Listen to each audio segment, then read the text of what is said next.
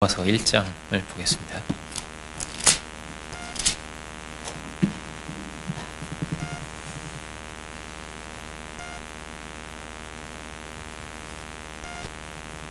로마서 1장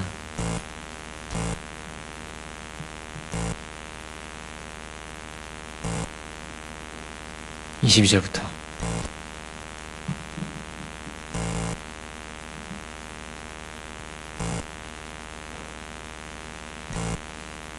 로마서 1장 22절로 32절까지를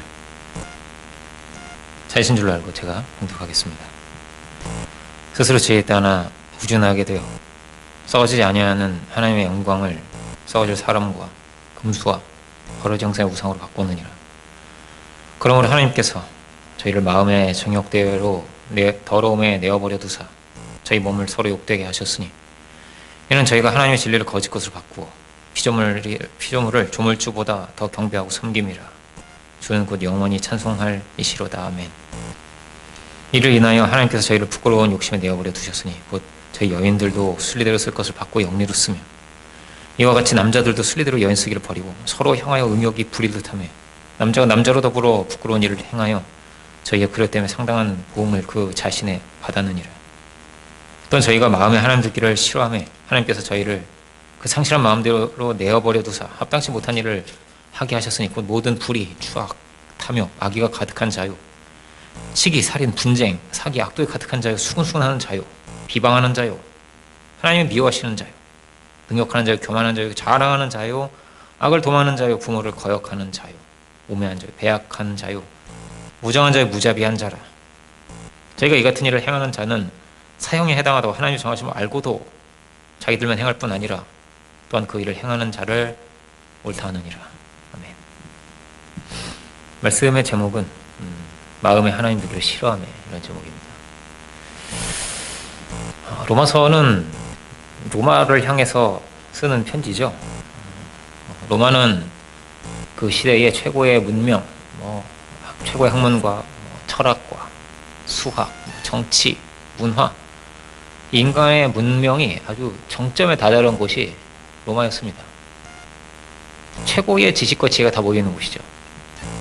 인간이 할 수 있는 모든 것이 이렇게 다 모여있는, 모든 것을 다 한 곳이 그것이 로마였습니다.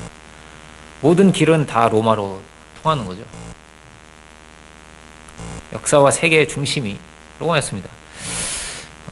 오늘날의 중심지도 마찬가지 아니겠어요? 최고의 과학과 지혜가 다 모여서 최고 좋은 삶과 그런 것을 만들어 보려고 하고 있는 것입니다. 대한민국도 그렇게 하고 있겠죠.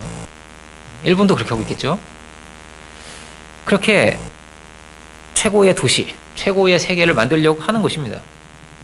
그런데 이 로마라고 하는 곳은 선한 곳이 못 됐던 것이죠. 죄가 가득한 그런 도시였습니다. 그야말로 힘이 지배하고 욕망이 지배하는 그런 세계였습니다. 그래서 말할 수 없이 성적으로 타락하고 여성과 노예는 그냥 소유물에 불과했습니다. 그리고 대부분의 로마 남성은 거의 대부분이죠. 동성애자였습니다. 그것도 여기 이제 분명히 나오는데 오늘 본문에도 그것도 소아성애를 했어요. 소아성애. 애들 12세가 넘는 애들은 그렇게 돼 있었습니다. 그러니까 한 남자가 잘하는 거는 자기를 가르쳐주는 그 남자를 만나면서 잘하는 그런 거였어요. 성적인 것과 이렇게. 그 사람이 또 크면 또 그렇게 이게 계속 반복되는 거였습니다. 그 로마의 그 큰 원형 경기장 있잖아요. 동성애 천국이었어요. 그게. 남자들만 들어갈 수 있었거든요. 벗고. 막 뛰고 이런 운동, 막 올림픽 이런 거 하잖아요. 달리기 경주를 하든지 하잖아요. 다 벗고 했다는 거예요. 그게. 그런 정도였습니다. 그렇게 쾌락을 따라가는 삶이 아주 극에 달한 시대였습니다. 외모 지상주의가 아주 극에 달한 그런 시대였고요. 이런 재밌는 얘기가 있죠. 소크라테스가 그렇게 못생겼었대요. 소크라테스가 유명했대, 못생기기로. 소크라테스가 어떻게 유명해졌는 줄 압니까? 소크라테스의 제자가 굉장히 잘생긴 제자가 있었어요. 그 그래서 그 잘생긴 제자 때문에 유명해졌다는 그 정도예요. 그러니까 안 먹히는 거예요. 안 들려지는 거예요. 근데 그 사람의 스승이라면 들어보자. 이렇게 돼서 프랑스에서 유명해질 정도입니다. 그러니까 대개의 성적인 정절이라고 하는 개념도 없고 그걸 지키려고 하질 않았기 때문에 너무나 많은 사생아들이 나오고 아이를 가져도 이게 내 아이인지 확신할 수 없는 그런 죄악의 시대였습니다. 그야말로. 하나님이 없고 절대가 없기 때문에 인간이 만들어가는 세계가 그렇게 가고 있더라는 거예요. 여러분 그런 환경에 태어나서 자란다고 생각해보세요. 남자는 다 그냥 그렇게 가는 거예요. 얼마나 끔찍한 겁니까? 그죠? 그런 세계가 이렇게 되더라는 거예요. 개 중에 착하게 살려고 하는 사람도 있겠고 그런데 그 세계 그 사회가 극으로 악을 향해서 달려가더라는 겁니다. 하나님이 없기 때문이죠. 인간이 만들어가는 모든 것이 이렇게 결국은 쾌락과 돈과 권력을 쫓아서 그렇게 가더라는 것입니다. 그러니까 적어도 정절을 지켜야 되는 거예요, 사실. 적어도 정절을 지키고 적어도 양심을 지켜야 그래야 가정이 유지되고 사회가 유지가 되는 거거든요. 예를 들어 먹을 걸 막 만들어서 파는데 막 돈만 생각한다고 생각해 보세요. 맛있게만 만들면 되잖아요. 뭘 넣어도 상관이 없어지잖아요. 적어도 이 양심을 지켜야 되는 거잖아요, 그죠? 그래서 사회가 유지가 되는 거잖아요. 아무것도 믿을 수가 없다고 생각해 보세요. 어떻게 모여서 같이 살 수가 있겠어요, 그죠? 적어도 그 유지가 돼야 유지가 되는 건데 그 기본적인 것이 안 되고 흔들리는 겁니다. 사회 자체가 죄가 많아지니까. 문명이 아무리 발달해도 타락하는 거를 어떻게 막을 수 없는 거예요. 사람이 타락하는 거를. 로마서 6장은 이렇게 돼 있는 겁니다. 죄의 종이라고. 죄의 종이다. 그렇게 죄의 종 노릇을 하면서 살아가는 것이죠. 죄에 끌려 살아가고 예수님에 이끌려 살아가는 것이 의의 길이라면 죄에 이끌려 살아가는 것이 죄의 길이죠. 악의 길이죠. 제가 독일에서 선교를 할 때 어떤 동성애자를 만난 적이 있습니다. 이제 선교를 하고 있는데 어떤 분이 이제 이삿짐을 나르는데 굉장히 무거운 걸 이렇게 막 날려주고 계셔가지고 제가 도와드렸어요. 도와드려서 그분이 이제 저와 저희 선교팀을 그 식사로 초대를 하시더라고요. 그 집에 식사를 이거 기회다. 이거 전도해야겠다. 이렇게 된 거예요. 아무도 안 도와주는 거예요. 근데 막 달려와서 제가 도와드렸거든요. 굉장히 퍽 좋으셨던 것 같아요. 이런 삭막한 세상에 이러면서 저희를 초대를 하셨는데 그분 아들이 되게 동성애자인 거예요. 게이라고 하죠. 처음 봤는데 약간 느낌이 이상해요. 근데 이제 우리는 말이 안 통하는데 이제 이 독일 말을 할 줄 아는 그분과 이렇게 얘기를 하다 보니 이게 그런 거예요. 좀 이렇게 약간 여자가 돼요. 이렇게 걷는 것도 막 이렇게 하고 하지만 뭐 흉내는 안 내겠습니다. 더 이상. 어쨌든 뭐 그런 사람이었는데 그가 했던 말이 이런 겁니다. 한 번뿐인 인생인데 질려야 되지 않겠냐고. 쾌락을 따라 사는 거죠. 여러분 구원이 없다면요, 하나님이 없다면요, 그게 전부입니다. 먹고 즐기고 이게 전부입니다. 이게 제일 중요한 겁니다. 하나님이 안 계시다면 어떻게 더 가질까? 어떻게 더 높아질까? 어떻게 즐길까? 이게 전부입니다. 뇌는 기본적으로 그렇게 돼 있습니다. 더 강한 자극을 원하게 돼 있습니다. 그런데 그래서 이게 더 강한 자극을 원해서 기본적으로 절대 채우지 않는 걸 가지고 있어요. 절대 안 채워줍니다. 얼마 이상을 가지면 채워질까요? 아니요. 와이프가 막 수백 명 되면 채워질까요? 아니요. 솔로몬이 하는 말입니다. 이게 안 채워진다고. 눈은 보아도 족함이 없고 귀는 들어도 차지 않는답니다. 솔로몬이 하는 말입니다. 다 가진 사람이 하는 말입니다. 지식도 채웠어요. 솔로몬 최고의 똑똑한 사람이었거든요. 박사학위가 여러 개 있는 사람, 그런 사람 같아요. 안 된다는 것이죠. 더 이렇게 수준이 올라가면 올라갈수록 죄가 더 많아지더라는 거죠. 선진국에 죄가 더 많죠. 성적인 타락이 더 많고 이혼이 더 많고 그에게 주어진 남는 시간과 남는 돈으로 자꾸 죄를 짓게 되더라는 것이죠. 그러므로 헛된 것입니다. 해 아래 있는 게 다 헛된 거라고. 그거 얻으려고 막 했는데 해도 그거 얻어도 절대 선의 길로 못 간다. 헛되다. 그러므로 모든 것을 다 팔아서 천국을 사야죠. 그런 거죠.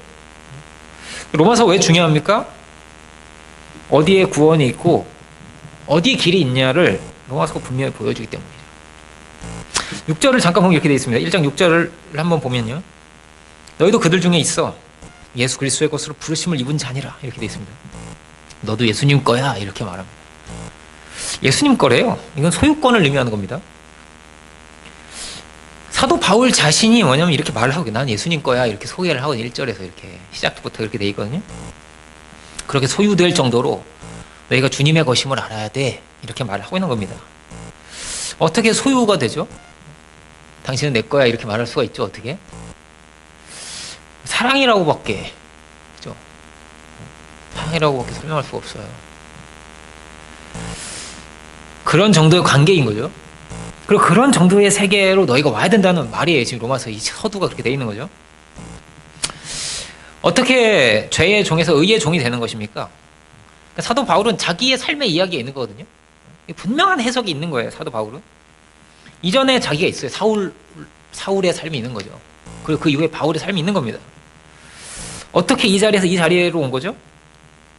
사도 바울은 본래 어떤 사람이었냐면은 세상적으로 보기에 아주 율법적이고 착실하고 건실하고 아주 율법적인 시각에서 아주 의로운 그런 사람이었습니다. 괜찮은 사람. 신랑감으로 치면 1등 신랑감. 검사에 젊고 유능하고 로마 사람 그걸 가지고 있는 보통 사람이 아닌 거예요. 율법으로 자기도 이렇게 말합니다. 율법으로는 흠이 없었다고 내가.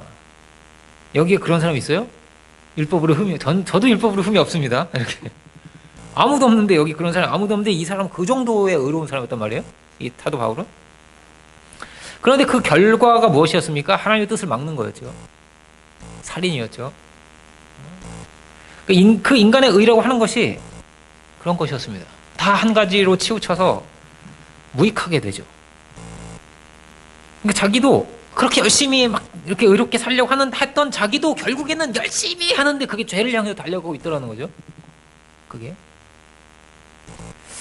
조금 고급한 레벨이고 조금 저급한 레벨이 있을 뿐이지 인간끼리 그렇게 나눴을 뿐이지 결국에는 그 열매가 죄라는 거죠. 그 죄에 끌려 살아가는 인생이라는 거죠. 그게 마치 종로를 타는 것 같다고 말하고 있죠. 사도 바울이. 죄는요. 죄의 속성은 뭐죠? 노예로 만드는 거예요.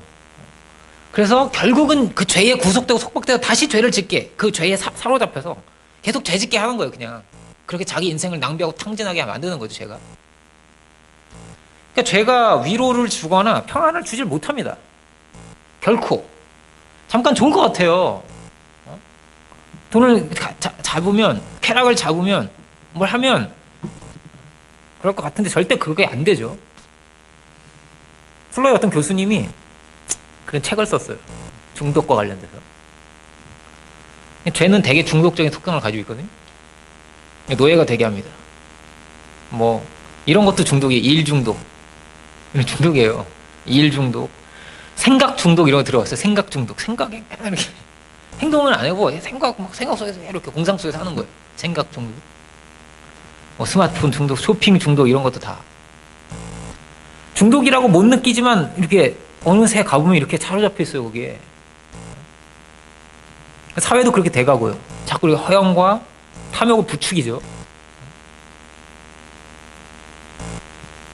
그거 없으면 안 가지면 안 될 것 같아. 그거 가져야 될 것 같아. 그렇게 돼 있죠.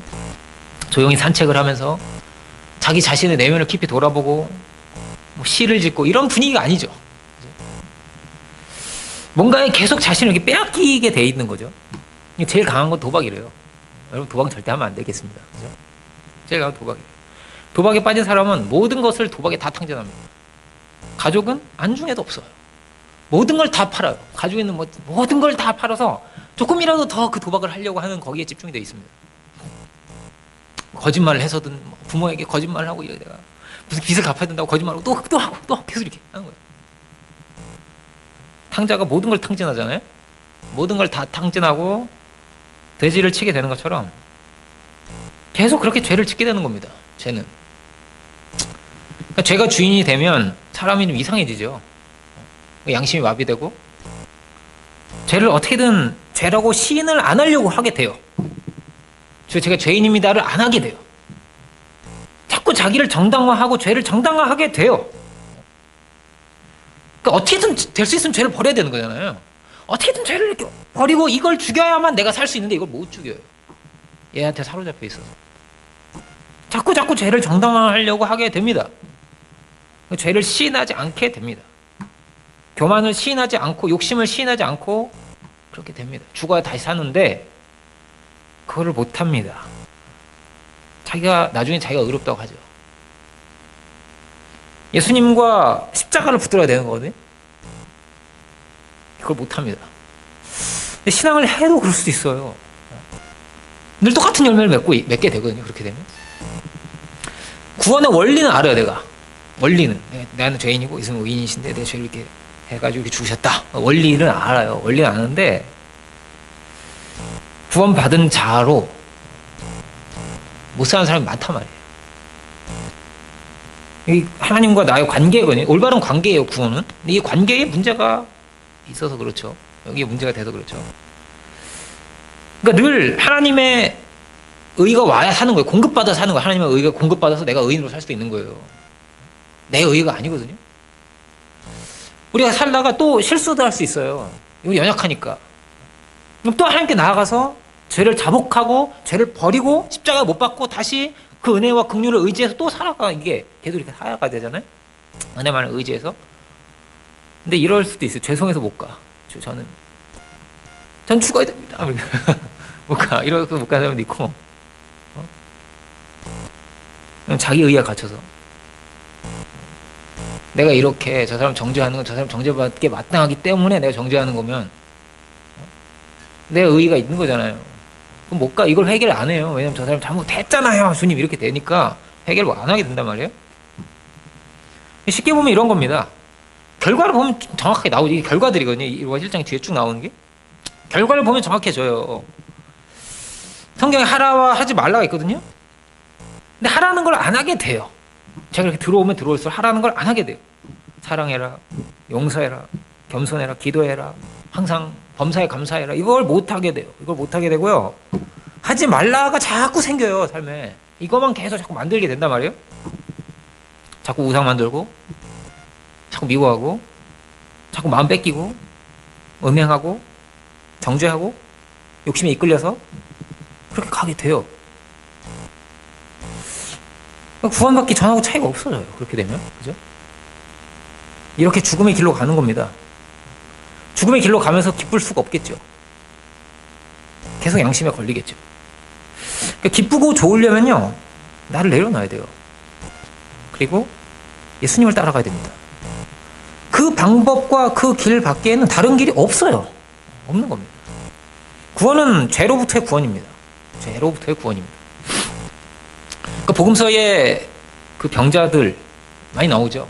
문둥병자라든지 중풍병자라든지. 그러니까 죄에 사로잡혀서 병에 사로잡혀서 제대로 못 사는 거잖아요. 똑같아요. 죄에 사로잡히면 제대로 그렇게 살 수가 없어요. 나름 의롭게 사는 사람. 근데 그들도 다 답이 없고 죄를 어떻게 해결할 수 있는 방법이 없었던 것이죠. 귀신 들리고 문둥병, 혈기 마르고 자기 몸을 막 해치면서 이런 모습이 이게 죄인의 실존이죠. 죄인의 모습입니다. 어떤 사람은 세상 사람은 과학의 환상을 가진 사람도 있습니다. 정치의 환상을 가진 사람도 있습니다. 정치가 잘 되면 달라질 거예요. 과학이 발달하면 다. 근데 문제는요, 인간의 존재가 문제예요. 존재의 문제입니다. 체제가 과학이 아니죠. 인간의 존재 자체가 눈은 보아도 족함이 없고요. 귀는 들어도 채우지 않는 게 문제죠. 인간이. 어떻게 사람들이 변화됩니까? 단순하게 예수님 만나서 변화돼요. 예수님 만나서. 그러니까 우리는 어떻게 하면 예수님 만날 수 있을까를 정말 생각해야 되는 거거든요. 조금이라도 더 가까이. 깡패도 달라지고요. 부정한 여인도 달라지고요. 다 욕할 여인이잖아요. 가늠해서 현장에 잡힌 여인 막 나오잖아요. 세상에. 의심을 받는 것도 아니에요. 현장에서 잡혔어. 막 이렇게 그 중에 잡혔어요. 얼마나 끔찍한 거예요, 그죠? 사도 바울은 어떻게 달라진 겁니까? 사도 바울 예수님 만나서 달라진 거죠. 인생에 이렇게 답이 없구나. 인간의 의라고 하는 것도 이렇게 하나님을 가리는구나. 이렇게 답이 없구나를 이것을 우리 인정해야죠. 그 배설물을 배설물로 봐야 돼요. 배설물을 배설물로. 배설물이죠. 배설물에 좀 미련 갖는 건 좀 이렇게 병든 거죠. 이게 배설물을 이렇게 만들어요, 화장실에서. 막 너무 아까워. 막 미련이 막 이렇게. 그런 사람 없잖아요. 그죠? 배설물은 배설물이란 말이에요. 그냥 우리 당장히 내려야 되잖아요. 단추를 눌러서. 사도 바울이 그런 거죠. 내가 이렇게 의롭다고 생각했던 거, 이것과 이거 이런 게, 이게 정말 아무것도 아니구나를 예수님 만나고 알게 된 거죠. 이걸로 답을 얻을 수가 없다는 것을 너무나 잘 알고 있는 거죠. 열심히 했던 사람이니까 더 잘 아는 거죠. 그런 죄인을 왜 하나님께서 찾아오셨나? 왜 이렇게 귀한 사명을 주셨나? 뭐가 존귀한 겁니까? 안식일을 완벽하게 지키면 존귀해집니까? 다른 사람한테 피해를 좀 덜 주면 존귀해지나요? 사도 바울은 하나님을 전하는 자들을 죽이고 가둔 그런 사람이잖아요. 사도 바울은 굉장히 열심히 있었거든요. 막 그 이글거리는 그 정오에 다마스커스를 향해서 막 이렇게 달려왔던 그런 사람입니다. 아무도 다니지 않아요, 그때. 그 뜨거운 시간에도 막 달렸던 불타는 열정의 사람이었습니다. 율법을 수호하려고. 감히 하나님의 율법을 깨려고 하다니. 공의로우신 하나님 앞에서 감히 용서를 말하다니. 이게 막 가득했던 거예요. 감히 함부로 용서를 말할 수가 있냐고. 이게 다르게 말하면 자기 의입니다. 그래서 로마서 내내 말하는 게 뭐냐면 자기 의로는 안 된다는 말을 계속 반복합니다. 왜냐하면 자기 의를 말할수록 하나님의 은혜가 가려지기 때문이죠. 그러니까 내 의로 구원을 받으려면 이 의가 완전해야 돼요. 완벽해야 된단 말이에요. 100점이어야 돼요. 근데 이건 불가능하죠. 안 돼요. 그러므로 의는 없느냐? 하나도 없는 겁니다. 자기 이야기예요, 이게. 철저한 자복입니다. 인간이 이거는 하나님의 은혜가 없이는 살 수가 없는 겁니다. 인간. 은혜와 하나님의 용서가 없으면은 살 수가 없는 겁니다. 이게 진실입니다. 이게. 예수님이 그를 찾아오셔서 그를 이렇게 만나주신 거거든요. 하나님 앞에 서고 나니까 다 자복하게 돼요. 저는 죄인이로소이다 하고. 이사야도 그런 거 아닙니까? 저를 정결케 화로다. 내가 죽게 됐다고 이제. 내가 죄인인데. 근데 입술을 부정하고. 다 그렇게 자복하는 거. 우리는 다 하나님의 그 은혜로 사는 겁니다. 그 은혜로 사는 것입니다. 그가 열심으로 교회를 막 열심으로 핍박했어요. 그냥 대충 한 게 아니고요. 핍박도 진짜 열심히 했어요. 이 사람. 온 힘을 다해서 막. 온 정열과 열정과 막 자기 돈 써가면서 막 이런 사람이란 말이에요. 이 사람이. 대사장이 시키지도 않는데 찾아가서 내가 잡아오겠다고 했던 그런 사람은 내가 하겠다고. 그런 사람이죠. 그 열심히 모든 그 시도가 다 뭐냐면 하나님의 은혜를 가리는 일이죠. 일체의 그 모든 노력이 하나님의 은혜를 가리는 일입니다. 열심히 율법을 지켜야지. 모세 율법 다 지켜야지. 근데 그게 결국은 십자가를 가리는 게 된 거죠. 열심히 할수록 더 은혜가 가려지고 더 죽음의 길로 가게 된 거죠. 그거. 사도 바울도 그런데 하물며 우리는 어떻게 했어요? 우리는 그냥 다 그렇게 죽을 길로 가고 있었던 겁니다. 왜 도대체 죄인을 찾아오시는가? 정죄 받을 그 죄인을 왜 찾아오시고 그 여인을 왜 보호하시고 그냥 그렇게 돌 맞아 죽을 인생이었어요. 그 여자는 원래. 우리도 다 그 자리에 있는 겁니다. 다 그렇게 그냥 정죄 받아서 죽는 거예요. 죄 짓고 욕심 따라 그냥 그렇게 살다가 그렇게 죽을 인생이었는데 왜 찾아오셨는가? 왜 그 아들을 보내셨는가? 그 아들은 왜 이렇게 고난을 받으시고 멸시를 받으신 것입니까? 다 똑같은 자리에 있습니다. 우리가. 저도 마찬가지고요. 나름대로의 자기 합리화와 자기 정당화 속에서 죄를 지으면서 그렇게 살다가 그렇게 죽을 인생이었습니다. 찾아오실 아무 이유가 없어요. 용서하실 이유가 없어요. 그냥 죽게 내버려 두든지 멸망시켜버리면 되는데, 그런데 찾아오신 겁니다. 한 가지 이유죠. 하나님의 은혜입니다. 하나님의 사랑이죠. 우리를 두지 않으시고 우리를 멸망시키지 않으시고 그 아들이 죽으셨다. 그가 그리스도입니다. 왜 이 역사가 있어야 됩니까? 인간은 계속 죄밖에 안 졌는데, 이렇게 죽고 죽이고 하나님 하지 말라는 것만 계속 해왔는데, 하나님이 우리가 다 알 수 없는 사랑으로 이걸 붙들고 계신 거예요. 우리가 다 알 수 없는 사랑. 타락은 이렇게 돼 있습니다. 타락은 뭐냐? 하나님을 마음에 두기 싫어한대요. 하나님을 마음에 두기 싫어한다. 이런 창조의 하나님이 계시고 이런 은혜의 하나님이 계시는데 그 하나님을 마음에 두기 싫어해. 마음에 둔다는 건 뭐죠? 머리에 두는 게 아니잖아요. 아까 그 구원을 어떻게 하는지 안다고 했는데, 이렇게 죄인이고 이렇게 뭐 이런 거 안다고 했는데, 구원은 머리에 두는 게 아니에요. 하나님 마음에 두는 겁니다. 마음은 다르게 말하면 지식이 아니라는 말이고요. 이것은 사랑을 말하는 거죠. 감사를 말하는 겁니다. 감사를 마음으로 하는 거잖아요. 누가 이렇게 감사를 하는데, 네, 이거 받으면 감사해야 된다고 생각이 되니까 그냥 이게 아니까 감사한다고 생각해 보세요. 그게 진심으로 오겠어요? 그렇죠? 그러지 않잖아요. 왜 마음에 두기를 싫어할까? 한 가지죠. 요한복음도 계속 그거 나와요. 왜 이들은 예수님을 마음에 두지 않는가? 오늘 본문에도 마찬가지예요. 왜 마음에 두지 않죠? 죄 때문이죠. 죄 때문이죠. 죄를 안 버리고 어떻게든 이거를 이게 들고 가려고 하는 거예요. 배설물을. 늘 같은 원리죠. 사단은 마음을 점령해요. 죄는 어떠냐면 마음에 들어서 마음을 점령합니다. 사랑에 빠지면은 자꾸 그 사람의 생각이 나잖아요. 뭐 맛있는 거 먹어도 같이 먹었으면 좋겠고, 막 좋은 걸 보면은 같이 봤으면 좋겠고, 시장에 와서 막 이게 그 사람 생각나 이런 게 되는 거잖아요. 자기 좋아하는 사람 있으면. 이제 제가 그 마음을 점령하잖아요. 그럼 어떻게 되냐면 마약하는 사람이 마약만 생각나요. 음란하는 사람은 계속 그거만 생각나요. 게임을 하는 사람은 한 판이라도 더 하려고 하는 거예요. 그거 막 100원짜리 계속 넣는 거예요. 그게. 컴퓨터 계속 잡고 있는 거예요. 그게 그렇게 조금이라도 더. 주식하는 사람은 계속 그 주식 그거를 오락내락 하는 거 아니에요? 여기 파도처럼 그거를 뚫어져라 보고 있는 거예요. 그거만.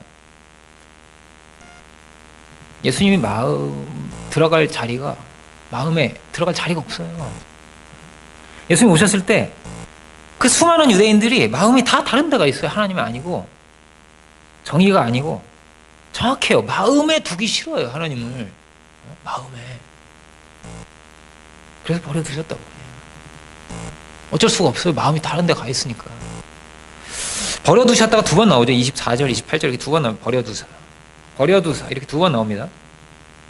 하나님 강제로라도 어떻게 좀 벌 좀 주시든지 하시지 왜 이렇게 두시냐고. 사랑은요 강제가 아니에요. 여러분도 중요한 겁니다. 사랑은 강제가 될 수 없어요. 여러분 이렇게 사랑받고 싶어요. 날 사랑해야지, 나한테 관심을 가져야지 해서 그래 내가 너한테 관심 가져줄게, 이런 관심 받고 싶어요?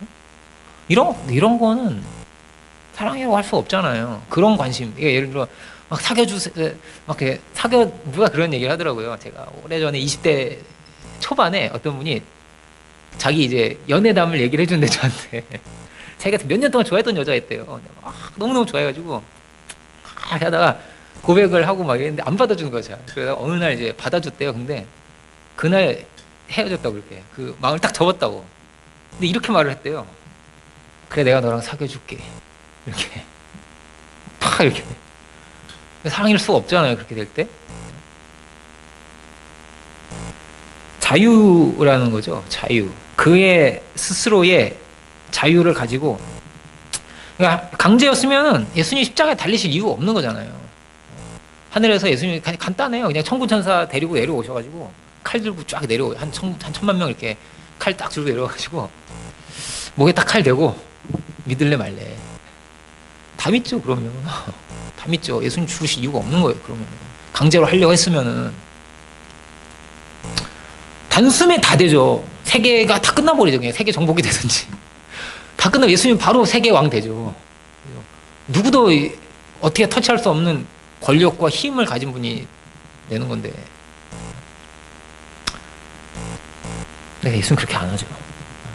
탕자의 비유를 이제 크리스마스 때 보려고 하는데, 탕자가 나가는데 아버지가 못 잡아요. 근데 나가고 나니까 또 보내놓고 막 눈이 빠지게 기다려요. 탕자 언제 오냐고. 아니, 그렇게 기다릴 건 보내주질 마시던지. 왜 보내주시냐고. 자유에 관한 겁니다. 인간을 그 정도로 존귀하게 보신 겁니다. 그 정도의 대상인 겁니다, 인간이. 하나님도 어떻게 할 수 없는 존재인 거예요. 하나님도. 예수님께서 이 땅에 오셔서 한 게 뭐냐면 사랑을 드러내신 겁니다. 이 방법밖에 없거든요. 그러니까 그 마음을 얻는 방법밖에 없는 거예요. 구애를 해서 내가 너 이렇게 사랑해. 내가 너를 이렇게 기다린다. 이렇게 내가 온 힘을 다해서 너를 사랑한다는 걸 보여주는 방법밖에 없어요. 그의 마음을 얻는 방법 하나밖에 없는 거예요. 그래서 사랑의 길을 가신 거죠.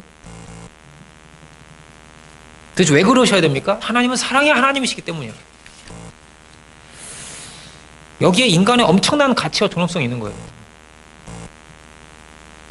그런데 그들이 하나님을 마음에 두지 않음으로 모든 죄악의 결과를 이렇게 만들게 돼요. 상실한 마음이라, 상실한 마음대로 내어버려 두소. 이 상실한 마음 뭘로 채워지는 게 아니죠. 지성소에는 하나님의 영광만 있을 수가 있어요. 다른 거 뭘 있을 수가 없어. 있으면 안 되고. 그렇죠? 지성소 안에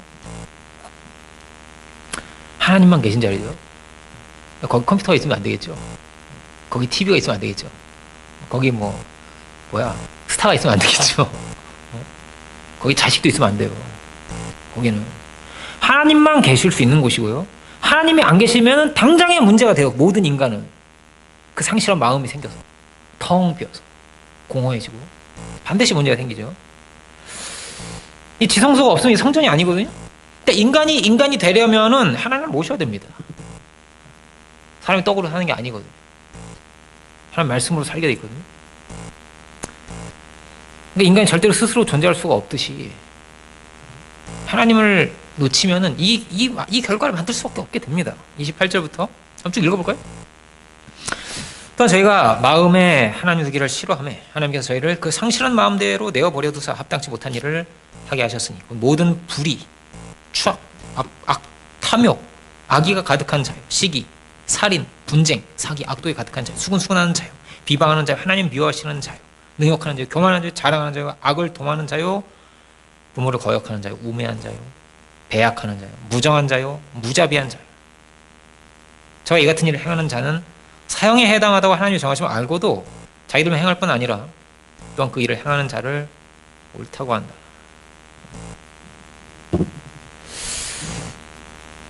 이렇게 죄를 짓고요. 나중에 이제 그 일을 행하는 자를 옳다고 한대요. 미친 거 맞죠? 그죠? 미쳤구나. 이렇게 생각이 되잖아요. 그걸 옳다고 한대. 근데 사도 바울도 그랬어요. 자기가 옳다고 생각하고 그 달려간 길이에요, 그게. 이게 옳아!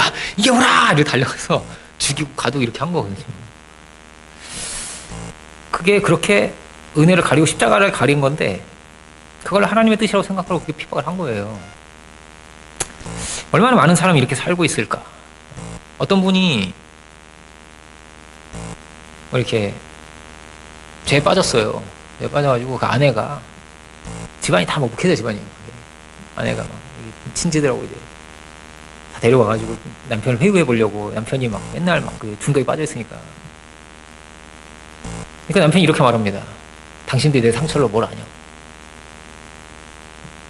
욥기서 얘기하면서, 말씀도 잘하는 사람이거든요. 욥기서 얘기하면서, 당신은 욥의 이 세 친구들이랑 똑같다. 정죄하러 온 거 아니냐? 갇혀 있는 거죠, 이렇게. 그렇게 죄와 짝해서 살고 있는 거죠. 자기 정당화. 그렇게 살고 있는 거죠. 그래서 늘 화가 나고요. 짜증이 나고, 무책임해지고, 정죄가 가득해지죠. 다른 이유가 아니에요. 누구 남편 때문에, 와이프 때문에 그 어떤 상황 때문에 뭐 사랑받지 못한 것 때문에 이런 것도 사실 아닙니다. 하나님이 없어서 그렇습니다. 하나님이 없어서. 그 상실한 마음 그대로이기 때문입니다. 하나님을 마음에 두기 싫어해서 그렇습니다. 여기서 버려야 돼요. 지성소에, 성소에 들어와 있는 이게 이상한 게 있으면 다 갖다 버려야 돼요. 예수님을 모셔야 됩니다. 어떻게 모시죠? 신앙은 듣는 거라고 돼 있어요. 듣는 겁니다. 듣고 또 듣는 겁니다. 나를 깨뜨리고 모든 핑계와 다 버리고 하나님 앞에 서야죠. 예수님을 모시면 그때부터 모든 게 달라지는 겁니다. 제가 부활을 강의할 때도 한참 얘기했었는데 지성소 같은 거 인간은. 그래서 이게 이 안에 예수님이 들어오면 그때부터 다 달라지는 거예요. 사도 바울이 그런 것입니다. 사도 바울은 바리새인 중에 바리새인이고 제일 깨끗하게 살아왔고 죄인은 상종도 안 했던 사람이에요.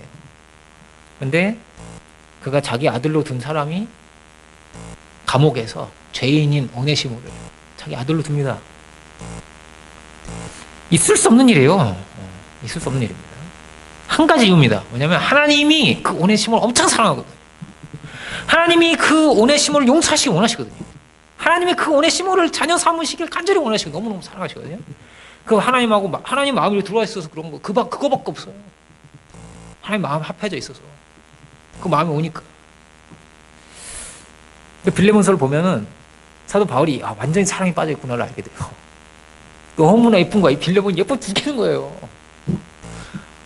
빌레몬이 아니고 미안합니다. 오네시모가 오네시모가 예뻐 죽겠는 거예요. 빌레몬 얘가 얼마나 특별한지 너도 잘 알고 있겠지 이러면서 당연히 특별하지 사랑에 빠졌는데 우리 손자들 우리 어제도 그렇게 칭찬하잖아요. 손자들 칭찬하면 왜 이렇게 하는 거예요. 어제도 오셔서 우리 보영이가 그렇게 노래를 불러준다. 어제도 지난주에도 우리 집사님하고 얘기를 하는데 얘가 얼마나 이렇게 얌전하고 키우기가 좋으냐고 예쁘냐고 그 말이 떨어지자마자 애가 막 울더래요. 얌전하고 조용해서 키우기 좋다고 말을 떨어지자마자 애가 막 우는 거예요. 그러니까 얘 울음소리 좀 보라고. 예쁜 거예요. 얼마나 이렇게 우렁차냐고 이러면서 다 예쁜 거죠. 하나님이 계셔서 그렇죠. 사랑이 있어서 그렇죠.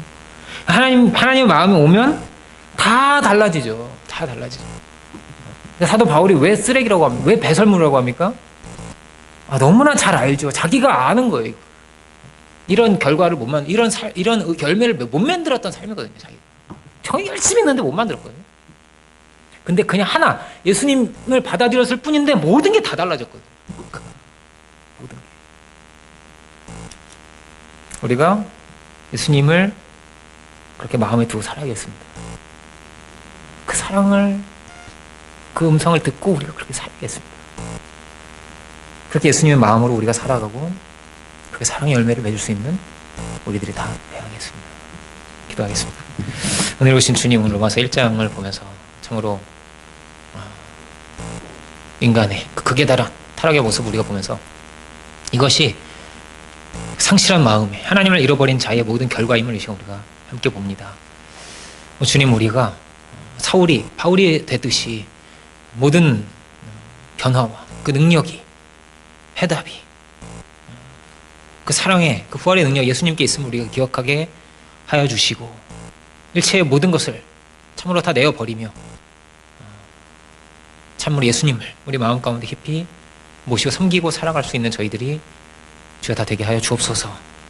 참으로 저희 한 사람 한 사람을 기억하여 주시고 은혜로 붙들어 주시고 참으로 생명의 은혜의 열매를 맺을 수 있는 저희들이 되게 하여 주옵소서. 우리 입술을 열어 생명이 되시고 우리의 구원이 되시고 능력이 되시는 예수 그리스도를 전할 수 있는 저희들 모두가 되게 하여 주옵소서. 그 시간에 감사드리고 예수 그리스도 이름으로 기도드립니다. 아멘.